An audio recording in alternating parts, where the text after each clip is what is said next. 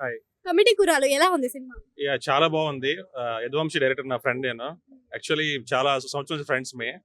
చాలా జర్నీ చేసాం మేము. బట్ మనవాడు ఇంత ఎంత ప్రౌడ్ ఫీలింగ్ ఉంది. చాలా ప్రౌడ్ ఫీలింగ్ ఉంది. ప్రతి ఈచ్ అండ్ ఎవ్రీ ఆస్పెక్ట్‌ని మన మూవీలో ఫ్రెండ్‌షిప్ కావచ్చు, ఎలక్షన్స్ కావచ్చు, మనీ విషయంలో కావచ్చు, అలాగే గొడవలు కావచ్చు, ఒక విలేజ్‌లో తిరణాలు జరిగినా గానీ, మన ప్రతి ఒక్కరు మనం ఎక్స్‌పీరియన్స్ చేసుంటాం అన్నమాట. వినాయక చవితికి కావచ్చు, ఎక్కడైనా గానీ. సో, ప్రతి దాంట్లో మన 11 మంది హీరోస్‌ని ఎక్కడ ఎవరిని తక్కువ చేయకుండా ప్రతి ఒక్కరి క్యారెక్టర్‌ని ఎక్స్‌ప్లెయిన్ చేసి చాలా చేసాడు. లైక్ పాత్రం చనిపోయినప్పుడు ఎలా అనిపించింది? అంటే ఒక ఫ్రెండ్ నా ఫ్రెండ్ అని కాకుండా డైరెక్టరు నేను ఒక ఆడియన్ లాగా చూసాను. అంటే ఒక సెంటిమెంటల్ అంటే నాకు కన్నీళ్ళొచ్చాయి. సో, అంటే ప్రతి ఒక్క ఫీలింగ్ అంత సెంటిమెంట్ కూడా పండింది. అంత సెంటిమెంట్ పండింది. అంత ఫైట్స్ ఉన్నవి. లైక్ ప్రతీది ఒకటని లేదనమాట.